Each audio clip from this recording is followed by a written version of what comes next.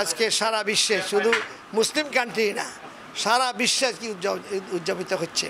কারণ এক নম্বর হলো কোরআনে এত দলিল আছে যেগুলো আর কোনো হাদিস লাগে না, তারপর হাদিসের দলিল আছে, এরপরে ফেকা কিতাব ভরা এই মাসালাতে, ওয়াইসি ফেকা সিদ্ধান্ত সব মিলে যা সারা ওয়ার্ল্ড একসাথে হয়ে গেছে।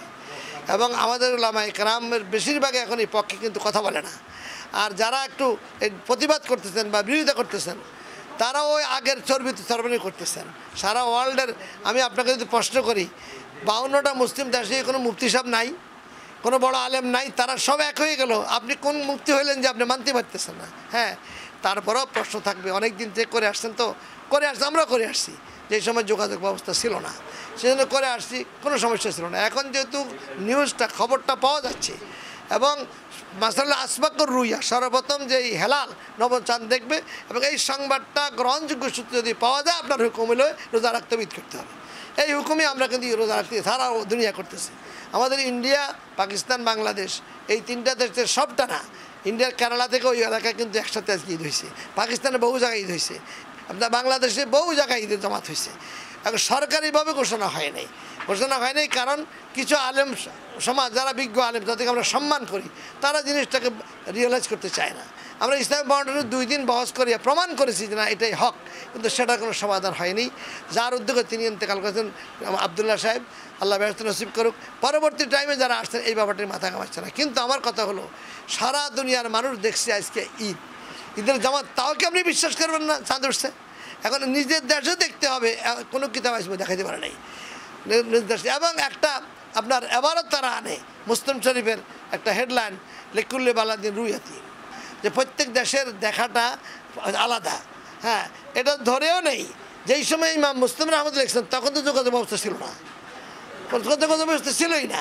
তখন ইমাম শাফিঈ রহমতুল্লাহ মাযহাব অনুযায়ী তারা এই ফতোয়াটা দিচ্ছেন।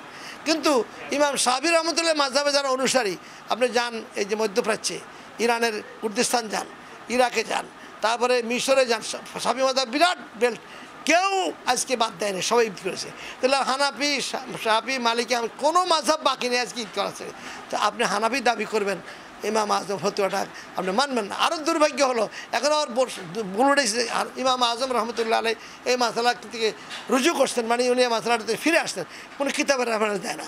সাহাবেনের কথা বলে সাহাবেন ফিরে এরা কিতাবের রেফারেন্স দেয় না।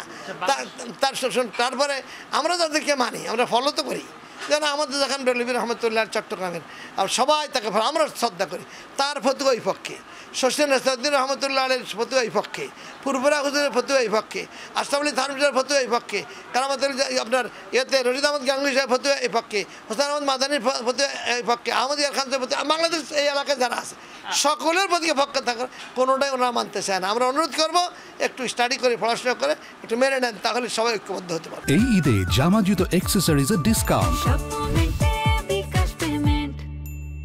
আপনি কি মনে করেন সবাইকে আসলে এক করা কিভাবে সম্ভব হতে পারে? এক করা সম্ভব ওয়াইসির ফেকা একাডেমির সিদ্ধান্ত মানলে। আমরা ওয়াইসির সদস্য, আমাদের লোকেরা সাইন করে আসছে সেখানে এই ফতুয়ার যে রেজলিউশন। ওয়াইসিকে যদি মানি, আমরা তার ফতুয়াটাকে মানি, তাহলে কোনো একতলাফ থাকবে না, এই আর আলাদা হবে না, সারাদিন এই এক হয়ে গেছে, আমরা এক হয়ে যেতে পারবো। শুধু প্রয়োজন হবে আপনার প্রত্যেকটা এমবিসি যেগুলো আছে মধ্যপ্রদেশ, যেখানে যেখানে প্রথম চাঁদ উঠতে পারে সেখানে রাষ্ট্রীয় প্রতিনিধি থাকবে।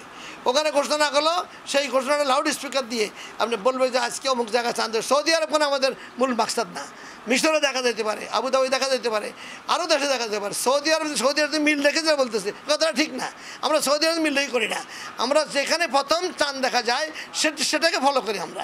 তো এই জন্য এখন এত একতলাফগুলো, কিতাবের কোনো অসুবিধা নেই, কোরআনের অসুবিধা নেই, কিন্তু একতলাফগুলো হচ্ছে আলাদা আলাদা ফতুয়া দেওয়ার কারণে। যারা ফতুয়া দিচ্ছেন আজকে, তারা বড় দৃষ্টতা হলো এখানে, তারা বলেন ভণ্ড, তারা বলেন আপনার এই ফেতনা। আমি প্রশ্ন করতে চাই, ইমাম আজম কি ভণ্ড ছিলেন? ইমাম মালিক কি ভণ্ড ছিলেন? ওই যে একজন এখন খাজা বাবারে কী করতেছে, ভণ্ড কই এখন বিপদে পড়ছে, আপনার ভুয়া কয়ে বিপদে পড়ছে। এই সমস্ত ওলামায়ে কেরাম যারা বলেন, আবার কয় কি, যদি মিশরে চাঁদ দেখে, মিশরে হেলিকপ্টার দিয়ে এসে আপনি যদি বলে তাহলে বিশ্বাস করা যাবে। এটা একটা গাঁজাখুরি কথা। আপনি ঘড়ি দেখে নামাজ পড়তেছেন, ঘড়ি দেখে ইফতার করতেছেন, মাত্র 2 মিনিট বাকি সেহরি, এটা আপনি ফলো করছেন বিজ্ঞান কি? আপনি ঘড়ি দেখে ক্যালেন্ডার সৌর ক্যালেন্ডার, এখন আপনার লুনার ক্যালেন্ডার যেটা এবং আপনার যে চাঁদের যে ক্যালেন্ডার, সেই ক্যালেন্ডার সারা দুনিয়া মেনে নিচ্ছে, আপনি নিম্ন কেন? এবং কোরআন শরীফে হসবান বলে হিসাবের কথাও আছে, এবং ওয়াইসিফ একাডেমির সিদ্ধান্ত 2টা কথাই আছে। একটা হলো আপনার দেখার ভিত্তিতে, আরেকটা হলো হিসাব, যে সহজতা নিয়ে একটা সিদ্ধান্ত তারা বাস্তবিক দিচ্ছেন যে আপনার একই দিনে হতে পারে স্থানীয় সময় অনুযায়ী। আবার এরা বলে কি, দেখেন আমাদের দেশে আমরা যখন ইফতার করি সৌদি আরবে তখন আসর নামাজ কেমনে এক হবে? এটা একটা ভুল তথ্য। আমরা তো একসাথে করতে বলি, একসময় বলি নাই। আমরা বলছি স্থানীয় সময় অনুযায়ী, যেভাবে শুক্রবারে ঈদের জুমার নামাজ হয় স্থানীয় সমাজে একই দিনে, শনিবারে কোথাও জুমার নামাজ হয় না, একই সাথে জুমার নামাজ আদায় করে সারা একই দিনে স্থানীয় সমাজে এইভাবে ঈদের নামাজ হবে, এইভাবে রোজা হবে, এইভাবে আপনার ঈদ হবে, সব কিছু মাসালার কোনো কমতি নাই। এখন শুধু রয়েছে একটা দূরের খবর গ্রহণ করবই করবো না। এরা যুক্তি দেয় যে ইন্টারনেটের খবর মিথ্যা তো হইতে পারে। আচ্ছা বলেন তো, রাষ্ট্রীয়ভাবে যে ঘোষণা এটা মিথ্যা হয় কেমনে? এটার প্রমাণ আমাদের দেশের লোকের সৌদি আরব থাকে, মিশর থাকে, যে আজকে ঈদের ঘোষণা করা হয়েছে, কালকে ঈদ, এটা আপনি মিথ্যা বলবেন? এর সারা দুনিয়ার সব দেশের মুফতি সাহেবদের ফতুয়া বা রাষ্ট্রীয় ফতুয়াকে মিথ্যা বলবেন? আপনি এই যে অবান্তর কথা বলে মিম্বারে বসে বসে দেখেন আমাদের দেশে যখন ইত্যাদি তখন অন্যদের আস্তর কথা ঠিক আছে, কিন্তু আমরা তো একসাথে করতে পারিনি, একই দিনে করতে বলছি জুমার মতো। এই জন্য এই বিভ্রান্তিটা তখনই যাবে ওয়াইসির ফেকা সিদ্ধান্ত মানলে, যেহেতু আমরাও তার সদস্য। সরকার যদি ফেকা একাডেমির সিদ্ধান্ত মানে, ওয়াইসিকে মানে, তাহলে কোনো ঝামেলা থাকে না। আল্লাহ আমাদের তৌফিক দান করুন।